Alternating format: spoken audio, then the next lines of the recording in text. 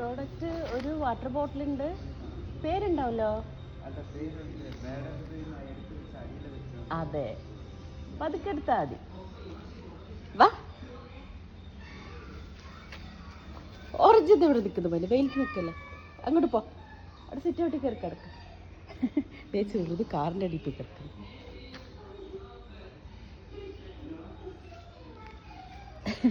ഇക്ക അവിടെ ജനലിൽ ആയിട്ട് നോക്കിക്കൊണ്ടിരിക്കുക.